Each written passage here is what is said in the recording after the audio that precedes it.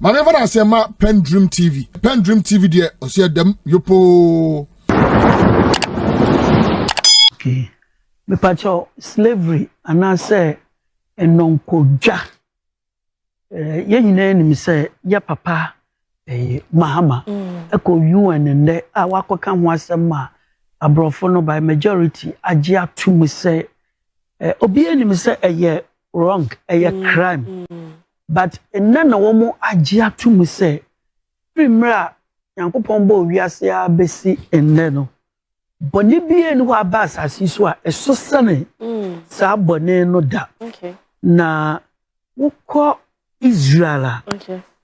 You see, omunam for pa ne the entire Western world, and that includes Germany.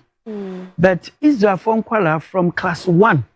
Yechira woma eto wontil mu say Adia German for the year one from 1939 to 1945, Second World War. Yeah. I kum Jew for 6 million.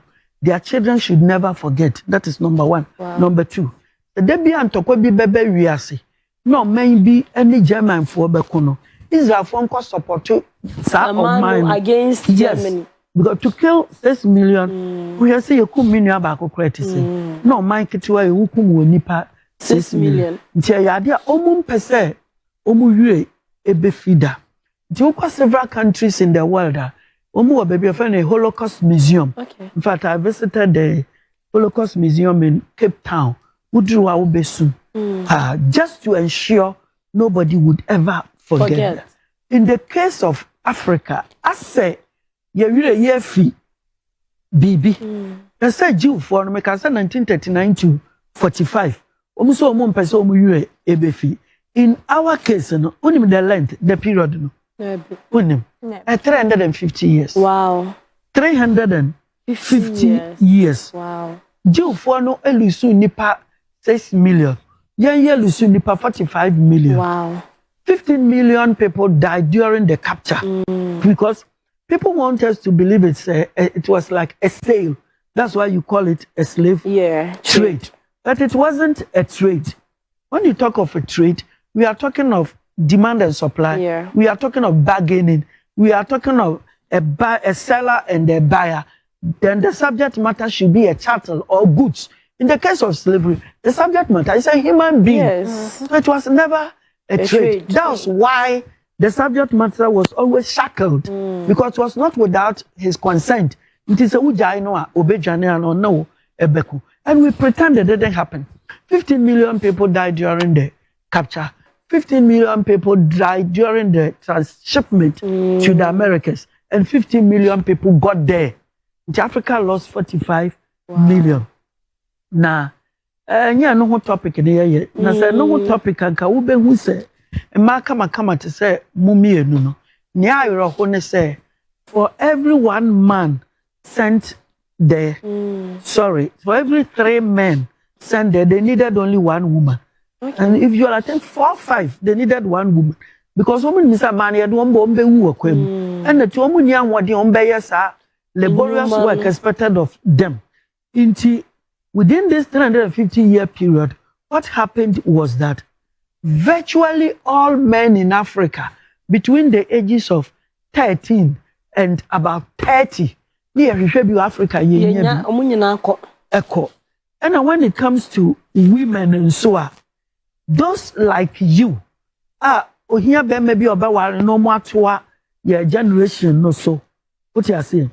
Almost so ebu bebre and omunya memebia. It is a winya lucky na baby and na ye chicha na obeso pa no adamas.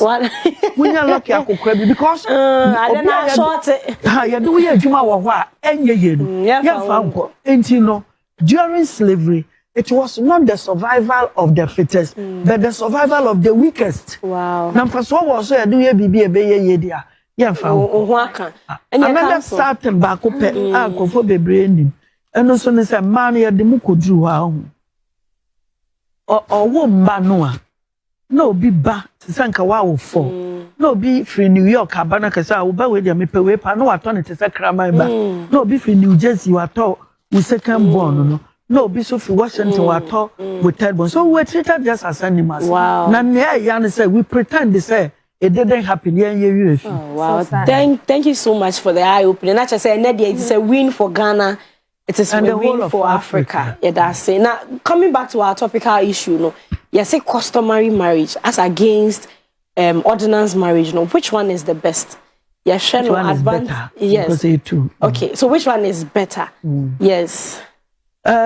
Difficult say make say baako ye better esne baako. Okay. But it's na wo kan assembly and the manager who pa. But before I go to where you said, okay, menya correction bi. So wo ka say so we ye customary marriage so kwan bi aso wo register and then no enye compulsory so be register enye obligatory. But so one register is it still recognized 100%. Okay.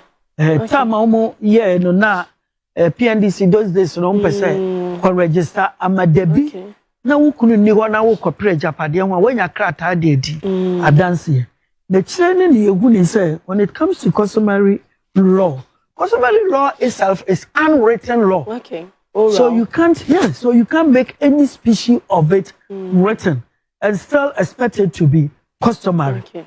Inti nano obi e ware customarily a wa ware ehu ya say okosala register. Is it same for the Islamic marriage? It's the same. Customary name Islamic ne de virtually and amoma baako so. Inti se ukọ university kwa wa hwa obohu say the touch customary marriage na eja Mohammedan marriage na to virtually enye bia na mom who bisa question be say nimienu then let me descend into a very nice argument you were making say ye kwaware obi a no wadi kan aye ade bi wo fie anopa no omuko be man penimfo ko na fie foko oba no no mo akwakoye bibi omo friend no engagement. I'm sure you know that we don't have anything in our law called engagement. Into engagement in no properly so called is actually the customary marriage. It is na na wo kan no wo bokaye sa no mani wie na mu wie na fe wo kwa sorry them na wo ye wedding na wo friend bro need an ordinance marriage na say wa boka mienu one is only killing the other.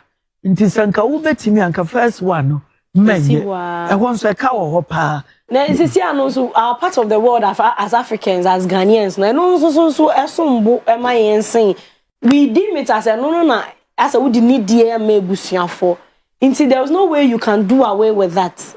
Say me nye fie de na so mekokota kosensa Ghana han hardly will you see say sad nyama bi sa na ekoso. Where I would agree with you in practice is that akwa say a year we ye pa na me wo pese we ye na nkofo bu so wa ye wo be ye na wa baka be 300,000 Ghana ni echi adaka no kura certain level no say a casket is be no kwa be 40,000 Ghana cedis. And then after acha ne 1 hour now they kwa kwhye from here. But the fact is that one so be abesro nti e wo mu say eye ka ban body we say me e man nye ka but your system no is such that one nyama ka ma ho ebesro marriage no me hu faso bi e wo baako ne friend say ordinance first one customary first so your customer na wo nya hwe dia fine na customer na ya sese din no aye no engagement me hu faso bi e wo ho but as you are rightly saying so be beware no makwa sorry dem akoye bibia na previous to that ye hu ni say obukuta ntoma bi ene no ma bi for akonta no wait for way near the we na kosuma baby near the first one aba we ana ena me scan full plane yanko fa ba ko no wan yes sa no man na obi adwene be so na say nya ware bi na o ware nti say penesa me yento aso sa ne say hu hia o ka hu hia na momo no sanka wo betimi a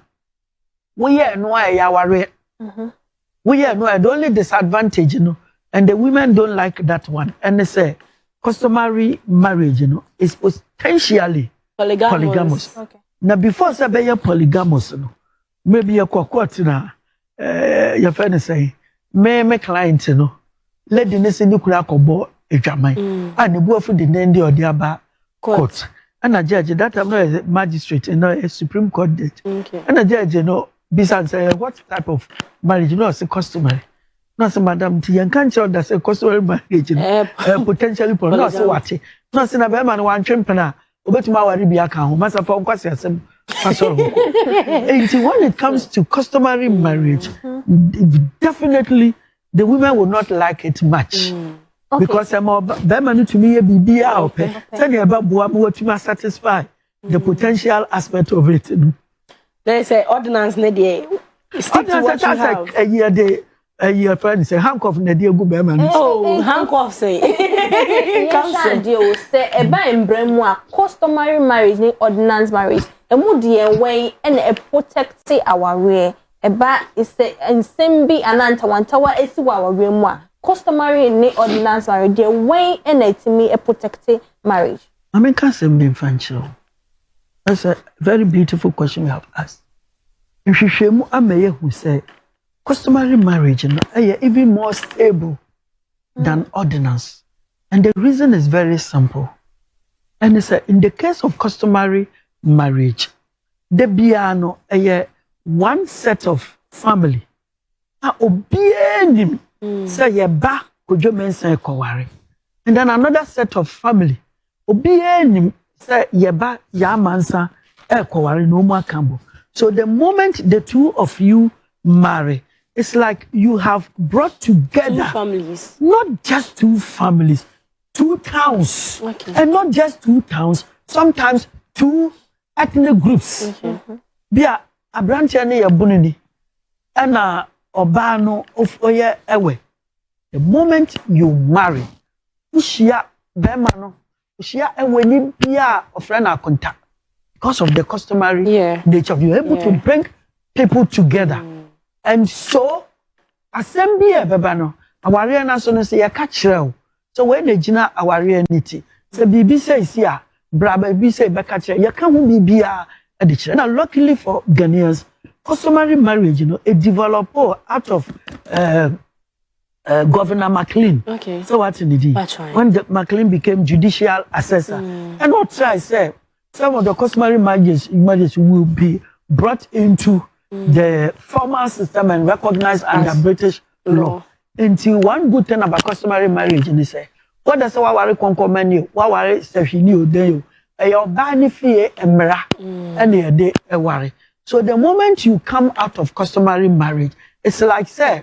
A piece of somebody's law, customary law, a part of you. They say, I don't want to share a biansa. What don't want to share a obedient tribe? Okay. Obedient tribe, we do now what they want to. So it makes you respect all the people there, and then it makes the marriage stable because of the number of people there. And then one thing too, you see, there was this famous professor in Biti. Today I was talking to Al Jazeera, and then I quoted him. I said that African is incurably religious. In the case of customary marriage, you said the bunsa. Mono, unquire, but when you say Bibi, yeah, GD say, Bibo, you go inside the moshe, yet anonymous Samafone Abosom Fono, and sa. You say, I can't do yes, I didn't be myself for Mumba, yeah, and your wedding, national, but not baby. Customary, yes, what is supposed to be done spiritual, it means to say, an anonymous edgy. So between the two there, the customary is more stable. Again, we share ordinance now. Strictly speaking, it is a contract between the two of you. Obia will roll or play. And I heard you saying something about it, which is true. Say, and maybe one more I say, Obia edition. It is a customary, ordinance marriage. If we say, one thing, panika, lack of communication, bibia, 5 years and above, put me the cockot, wakwa koguno. Yana na no munti wasesa. Look at baby so say now unti wukunka in fear numa. Eden I will say we call a koguno. Bema no bani be other what is a we wana. But once it is ordinance, serious prescription. And na ordinance adultery. Put me the wukunu cockot. See him for bigamy, which is even a criminal offense. You can go for dissolution of the marriage because of adultery. Yeah, they are the biani away. I won't bet you my says yasem say tio, my mention my dear Bakobi. So your bow and the custom. Now for wukunechi equaye bonia. Tete hono.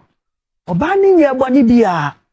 ade ba ko pe na expect say oba no ebeye ene say oba confess nya bone nyina ne say sabio wabo adwaman so man ho kwan ma obi de ne nsa bo na sen ba bia ne toma woni beats no wo ana top ha ba bia the same as sex okay inti so oba no confess o confess we whether it was real sex or secondary sex we be na adwuma okay now very man or yes and ye wabuo bi obetu e fa na ayefare okay no watu anti papa no me no mekoso aware meyire na we ne yaboneka na yagu yanimase so you see how our society was operating it was serving as a deterrent to a lot of nyama bia yes a group boni on the fa na aguboni me kodi aguboni bia and ye hwen so say me man tan je ja wo yire nom inti yes oni we yakotwem na na wa fa ne chia yi bibi na ya chi no yes system yan kase koja no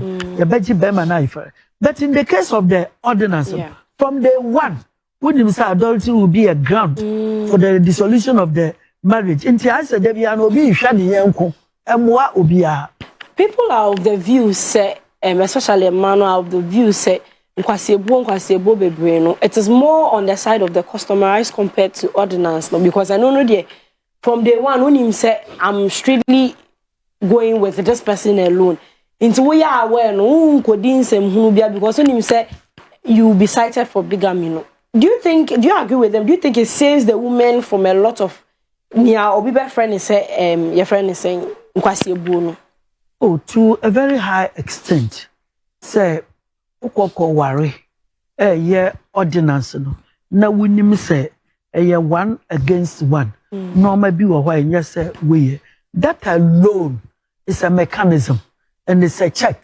and a fe so no wa be ma no wunim say ye ka kire o ye kan nyina de kire ansa na wudi wuti ekọ akwakoshim nti eboa and that day no kra wo ware no ye san your announcement so bibia office o wa ware ewu webu enya say baso no mra beka a part of the procedures na boni bia amba ho no and ye to aso say ubedi wo huni na ukokoye customary no a the disadvantage there for the woman especially is play or it's say be man ne na ma wunti men ka hwe enchire no nti I believe say eno na aboa ma bebre ukoware no a obepese obekwa akoye no ho ade and a face so one thing with women and it's say oware be ma hwe mani guase enka dikunu nti bi kwa wakwaji jetre bi no de abre ne kunu so mfanye business na be ma ho so yakana ni dua so ni be ma ni dua yes ni dua no na akwose inside nti obeka say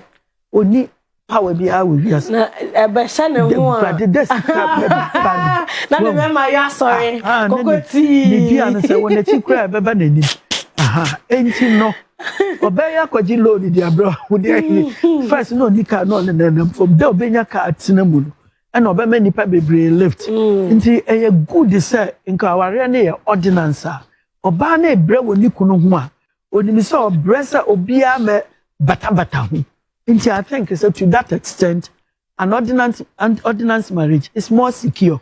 Council, you relate no to dissolution of marriage kaka. Ebano in this sense kwasiebo na ye can say ebano dissolution of marriage ye nim say customary no it's easy to dissolute as dissolve to dissolve sorry as compared to the ordinance marriage no does it have advantages when it comes to dissolving no customary ni does it favor one party more than the other yen no and also sir dissolution of marriage unsa na no do broni ne ekosia say one case Kumasi High Court bibi bamu esa now when it comes to ordinance there say we will strictly say case no court and strictly you should prove that the marriage has broken down beyond repair and then also you should strictly prove say if it has broken down beyond reconciliation then there must be proof that attempts have been made. Honorable Dr. Enrico Poku as the Minister for Agriculture no eniama bebre koso agric ministry da bia me ka kire say me meti adwuma nkan ba be ka kire o ye starting kokko kitenkete be ka kire wo ukope bi ye ya wanya adwuma ye starting feed Ghana me be ka kire wo ukope bi ye de ana ne wanya adwuma wo ma makono wo ma hu say yes emu ode e say so kwa dia president aka che say fertilizer ne ye free ne de mpa cho ne ye drew farmer service center no so de say ye akwaje tractor ne ye ntua cash down ne akwadua de na wie na ebo ne yakoton ne ye hye wi a ya hwe botom se kakra ka ye se aba de anya hwe tractor ne ye je ne kakra ye bedrew backyard no ye be ye pa anti agric nkomode eno na boa mo man tumpon because doctor ni kura wakwaje ye nkwa wani dia obe collapse wo kwan so obedu na so wawu wo so ye mo aduro no wani dia meti asisi ye misimo mkotoko mre me ese ye bro enye awuo ne eni akeka bom enti ye ni dia ye be de ne enya ahoden enti baby a honorable doctor Rikopoku o hye no ye Ghana akoma ono akasa no ye ni ne ho agro eno no so ni ministry no ho agro enti ye ma ye nyina ye ni gise oye minister na wapone ni 2 minute keten ono ni 2 minute opone 1% kura ma wa akwa no wada nyame ase emu duru no nya asem ketwa because no amu ni modu aha to opone kakra ma wa e je sa wo ye guy ai eno wa hu worth enti eno wapone bi ama Bismarck donko e wo ha Bismarck et saying ya me adumo nyame ase enkokon keten no na no me ka say mabubo mi bu awie ti me ba ba je me de because ma wo say mo cha second batch first batch na ba second batch nyamba na first batch na muguso che no first batch na e che no second batch na be late when you late cry obe na me bu na ye ready ai Charlotte Ofori e wo ha Charlotte et saying nkokon no ye bia na say ambassador na woni abre wo ye bi wo ya mama nkohia Allah asu ebere me ti aduane nka na bibi ya mi o nti na Greek ministry mi ni hu agro no me pe diane me didi na me didi amade twa 38.2 fu wo mo de jandam ne ba me de energy ne ma ba be kasi ani ni awa me be share eti anu a enonom ena fenso John Donko ewa ha wono so ya ambassador for Feed Ghana John et saying Nyame adom na ya na ho te say Nyame adom ho ye papa wow anopay me oh mama can atare suit no Patrick Babe yi na onye suit no na me hu shirt na cha ne ye wo ba mo be yi suit ni free na me hwam t-shirt na cha no na na mpese me hu no na wa bo suit de be kire me shirt na cha wo no so no na correct na correct Patrick Babe mo yi mic no na mo fa cha ne kon me de cha me kon anyway, it's just by the way, you see ladies first. And it's me shall say for Charlotte so Charlotte to saying but your word yeah the nyamia say me boss who ye head of protocol Justice Kwam me boss no ni pie ne me open so hu no afa me so abebre pa say na ho ye de e me bisa me boss wa se wo bi foforo wa se mo kra tworo we age me pe o me yes enkyere ni tu Yes, me nkwa ma me de mo be say Feed Ghana mu ne say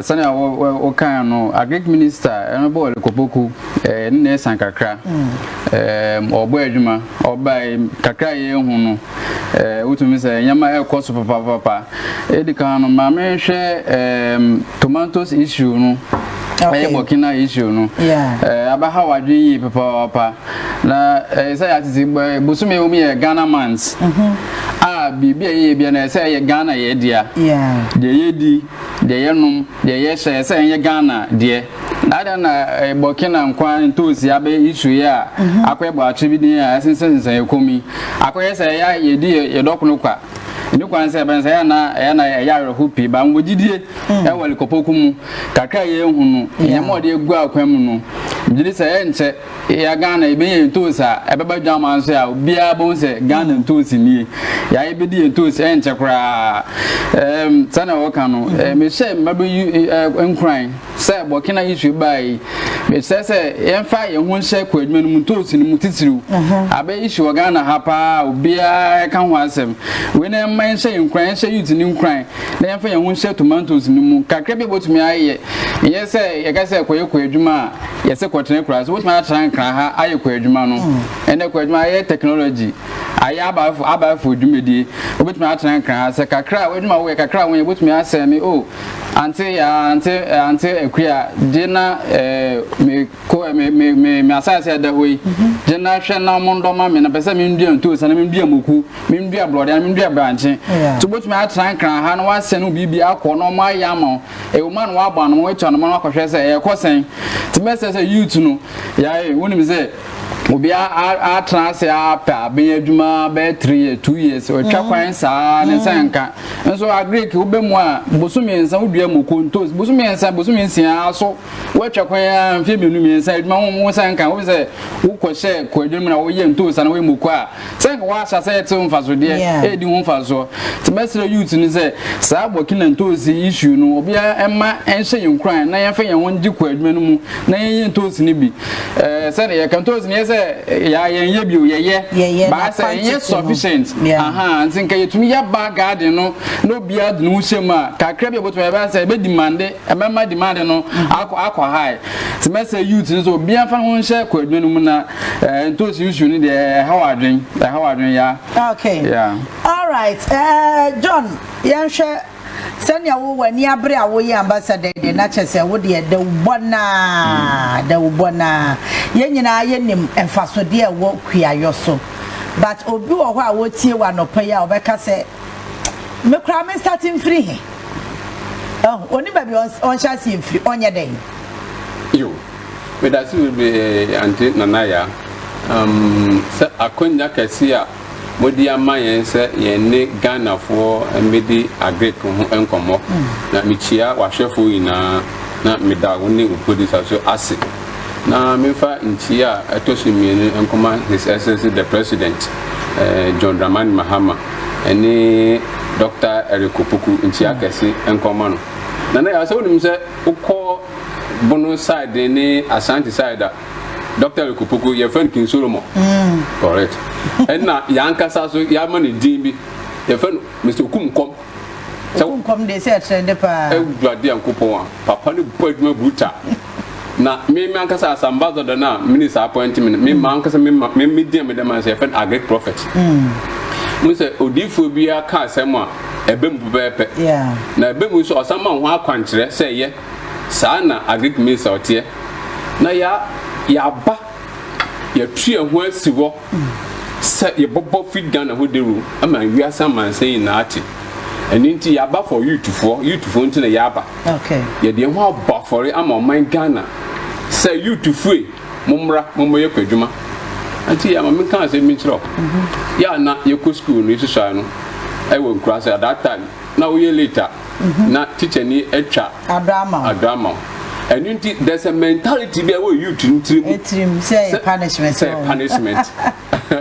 Sergeant young youth titune ambassador mini team e sergeant fi youth for the team okay let me bring account to Mantos issue now men started with recently security recruitment a course until ye na yinim ne course 500,000 youth and no more security agencies na abane say every year be about me for 10,000 into 4 years no be for 40,000 and yes sir ya me ya duma minim say ya me be adum so abane betu aso into the second term no or for 40,000 ye calculation say 8 years no over 80,000 into 80,000 kwati 500,000 aka 420,000 so na go actually youth sister until ya metisa na me yem me so no anunti minister de me letter my office no until ya tie o kan bibi kire me also John Mr. Say also ya adwuma with mommy de be adwuma no say me also John eh munko across the nationwide villages be tokro bia youth for no say no monchi ompue na omumfa mo yese den agriculture mu anunti yenso ya de o say yoyo. In fact, you need call all the regions, but you're certified central region. Now, until you meet me, I can feed the case to say you to phone a bit to one jatum and they are ready to then fab. Okay. Now, in fact, you mean to claim a cadena as I said, when I know Naka. Now, what did you honorable Elikopokumu said? ni otumi ye ene ne waye ene ne usisi ano ye de amane de bonu a minister akadi bi a youthfo ehia so mo break adwuma no minister already said odmo no osan kan say youthfo ni tumi say mo ye kuwa na ka cha mo say omo form cooperative. Okay. And the cooperatives no see no matter say we have form almost 70,000 cooperatives. Okay. Say counting. Until youthfo no they are ready to farm. In fact the engagement no omo dia to me say the omo ye ku adwuma no enra na gaba ku youth gabi efrem e wa abrekuma o say ambassador am say yes o say the way am can feed Ghana was atoma koma so enu nti my way to say that me ye kwadwuma no e me dem papa na me maame kwadwuma na no mo de timi ya na me dem de cool school enu nti enu so me papa mi na ye kwafo enu nti me pese me kwadwuma na John obedan wa ba me so me worry mine minister bakasa mini penfo bakasa emwe bia se wo hia o pese o de ba family no minister de mama ama na kuma to ne yim anu nti me ka akire youthfo a mo tie mi se Ghana youthfo emunti na yaba munti de yafa dwumedi ato ye ho so se yen ye bo ho tewro ama Ghana youthfo mo ye dwuma ye ana me bra ka no mo tumi atan akra ha say you can make farming Mesa near office in Trankua, and I'm brother can work to do about 3 years, 4 years. Skitty agents are some American, maybe I know destiny, and said, obey police, and now obey soldier. Maybe I know several, and doing the new cocoa and Sabi no more after than Ashra Monka. Now, yes, so said bra, not from best agriculture, but within 3 months. Oh, yes, because mommy. Until you are saying, I'm a bad sector, and I said, Minister appointed in a medium which I can use as I could miss Cow. I'm telling you, now do our engagement. You engage you to be. Now, I own your catcher me. Just 10 acres of plantain. So, we channel the back Accra and also the market at Busia. Yeah, only Miss Cow every month. My main candidate is given a maybe a pega team in what I say. 150 million Ghana cedi. 150 million Ghana cedis every month. 10 acres of plantain, no other crops in the garden. Or say tomatoes in the pepper near there. Just plantain. Cedis 150 million. I'm saying, hey, and that's how this car until you profess and then we work crew across you. Or there's you. Also the outing can and also ultra rents trade my own coins ultra rents obey your mama fiera but some it's car book go down if you are some people and you anti ya factory who you train who see profit Ghana who dey ru na you to for no omati asese we your kwadwuma and your punishment no more rider oba obenya fa so de bebre wo de bi ahwe wa busuafo enti youthfo momra information kwadwuma mu na kwadwuma aya de emfasode bebre ewu we dey 3 months 4 months pe na wona we channel to sabe.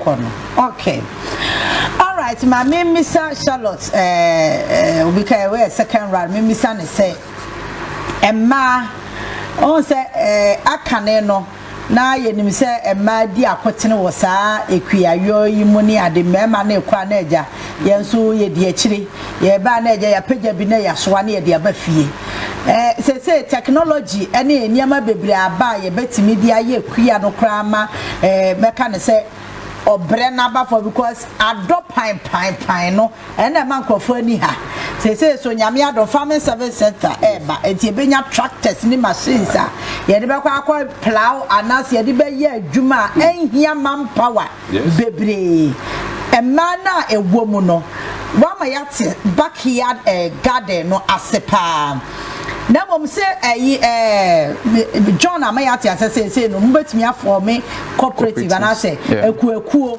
na yaba ministry na mo register yen na ne say seed no kra na mo de be mayen ya na afi yakose say so free fertilizer and so ebeba emana titu ye wokurom no one ye nkasa womo mo nkro nketu no mu de womo ye womo afamu de na ye ya yokurom ya dwenche say age say enya office work de ane forget about it. Eti baza na de anope woni emma na e won kra ni kumase no enkuro regional capital sini tutu woni ye nkasa Okay, Madam Titi, me that say. Okay, as me brothers no mo kai no. You see no. Farm no aye technology. Yeah. Me and me tie say me dem ho be example. Mako school. You see no me so me ejuma mo bi. But still no me ye farm ni bi. Oh, okay. Which means say endra na me catch obi we ejuma mu say. Whilst we are at work, Sisiano, me wa farm or ho, but and necessary say be a debia me sorry, now farm. So with this technology, I say, okay, me bunu me say muntie me. Ebanis, and I was trying to tell my other colleague, they say, I can be here. You cry me phone. Me they show being sour, ebia, a fear and I say, me crassy. Yeah. Me to my friend Paniso, Onia, na Sisiano, and your ma saying, oh, ebia.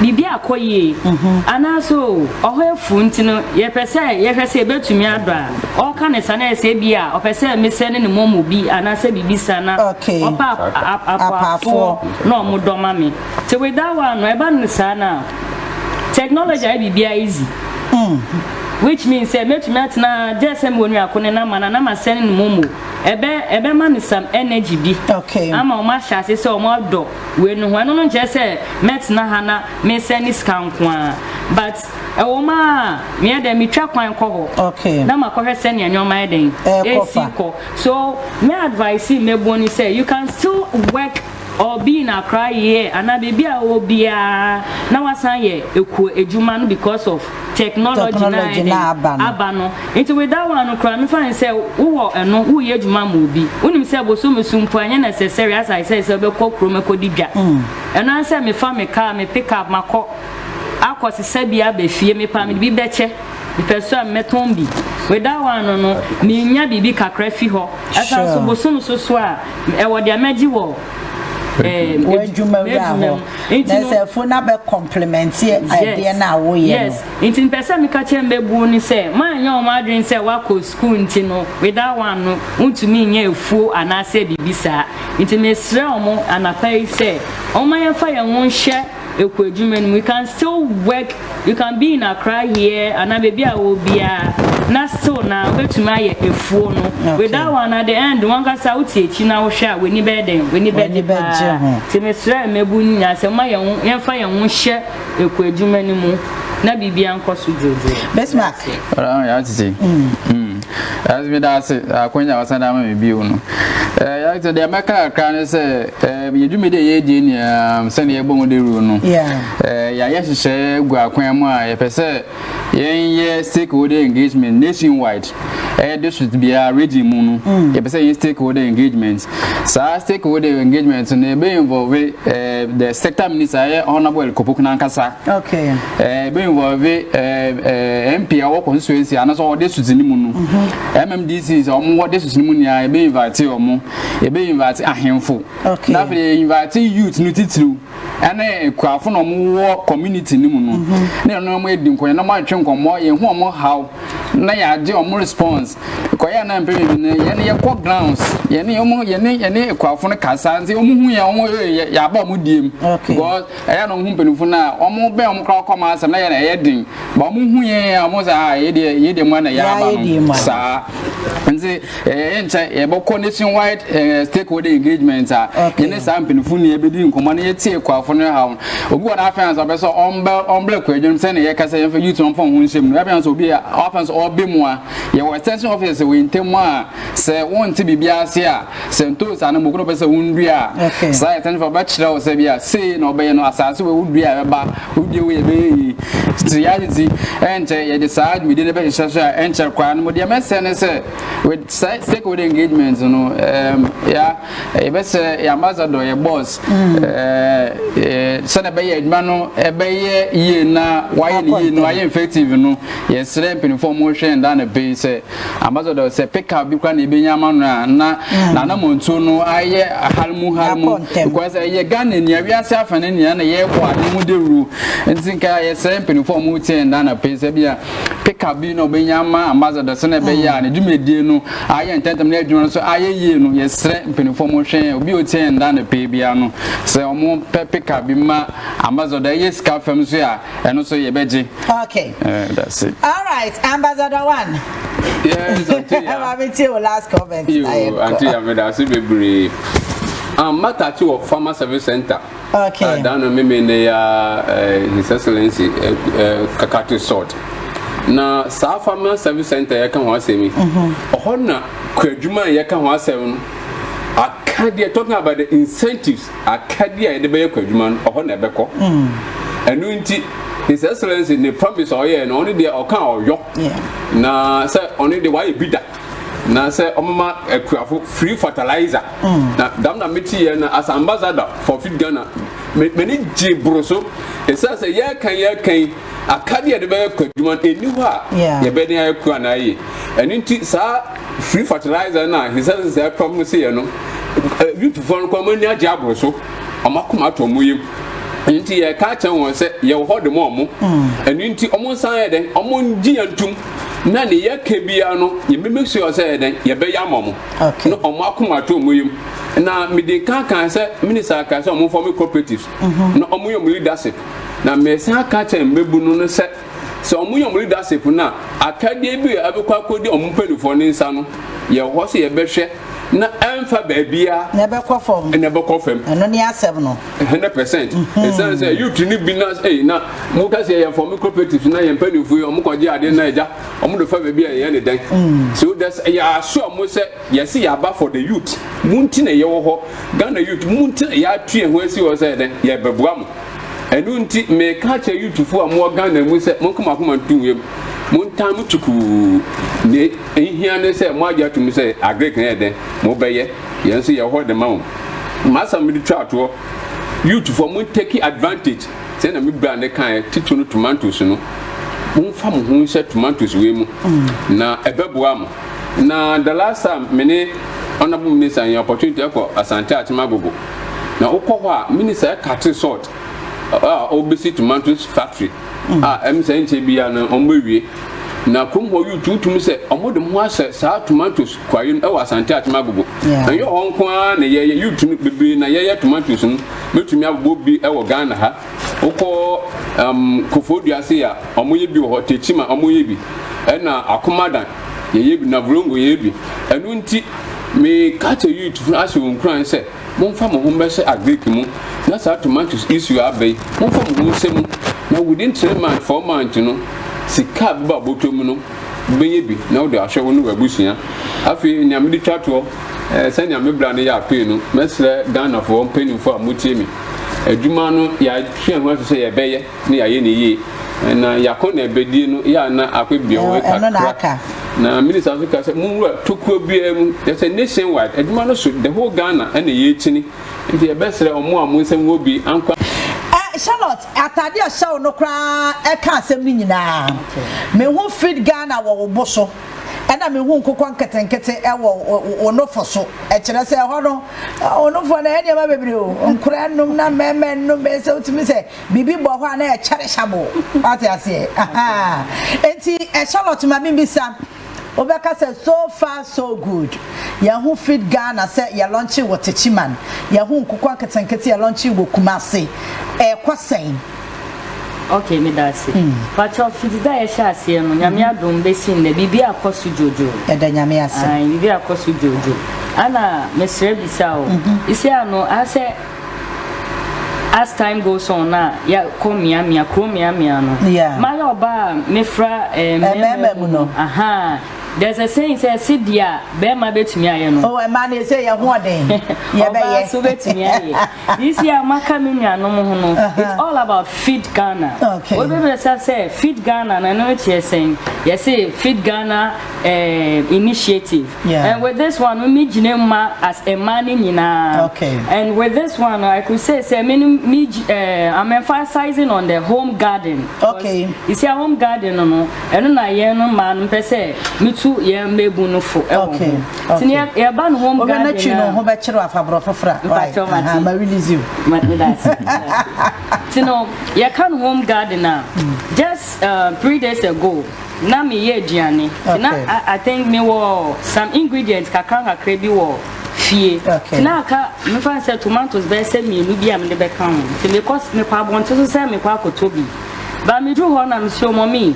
Mami tomatoes me nu na baako ya he o se mienu ya 5 cd na am si mienu 5 cd and empato mienu na me pentimam 5 cd no to ma no nya mienu no kreni no tomato sunu sua me hwe na nimi din man kasa because na me will be ofie de ko ka ho nti no with this feed program I yakoso na me name penifo ya which is ambassador Mr. Isaac Mr. Donko John Donko sorry ana me ni kan wasem se ma ya oba no a me fa backyard no which is the home garden no say backyard no ebe boa ye mo mba no ye mo me fa say aware for anyone am omo boyfriend in chain sorry to use that eni nyina kan komo ne ho so me ka say e bia wo fie with the home garden wo fie now be backyard bi kakra which is obeka say backyard then e bia plot kitwe bi e wo fie in chain na e bia wa shade say wo dua mi say no meduadua tomatoes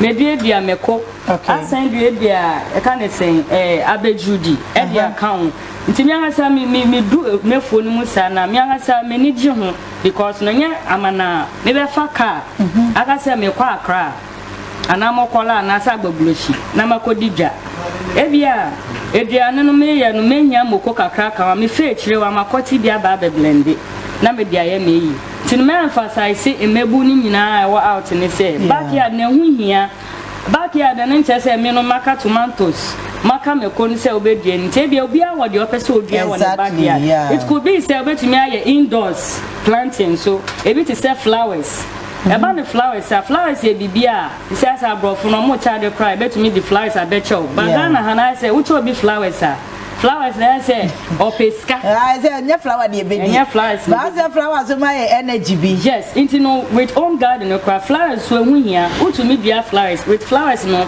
etumi ma enframa e de befie e decorate fie fefefe ana utumi ma weni kosa flowers no so ana sisi asa decoration aba obi ya ne party obe fro say patro bra be decorate bi ni nyina no flowers ka homa ma decoration e ma na yefe ti me emphasize obia say omonfa backyard no emfa ensi omani so without one be boy because he say Burkina Faso e ba no as obi anima tomatoes no I say this ya na bimba na bi enye yi ni ntino with the backyard ne shas ya to me na be boy ana e be ma yesika sem so abefo ana nye de bia so na obeka say me kunu ana me boy misro ma miska kakra na mfa nka me de no nkweden enkodidwa ti we that one wo backyard ne kakra na nye bibia na beko say kwa akoto ti no mese mebu no mo Ghana ha say mpacho omoma yemfa backyard no serious because I think that one will help us a lot for now no and no person will chim na say Charlotte ni abre wo backyard garden no eso woni say backyard yetimi dua bayira ne banchi nyina ai bayira ne banchi ye dua me de wo mi say na papa kira de so boado de be kwa fum na ye de ne ye do ne hectares wo nya say wo koye mfichire afo bia ne ye do ankasa na da no ma aka makosem wa ha ze me se me yare me bo wa kwa dworo me pese me ko na ma me so de nya hwe sa amra no so benya di no abregi se bronya na me so na be jollof ubekwa afuom na uba obedibi onkode a ubedi ampesie na ada na me hwe ampesie ni jollof me se me ho atome me kwa afuom no by force kodo aburo na se kama pa enti home garden ne de eye nika na ohun ade ba ko efe ne se aburo ne start se bona uko jina ho se de Nigeria we na pie na eye ni katu e na nkatie awrade me nim say ye de bon nkatie nyina wo wow hwe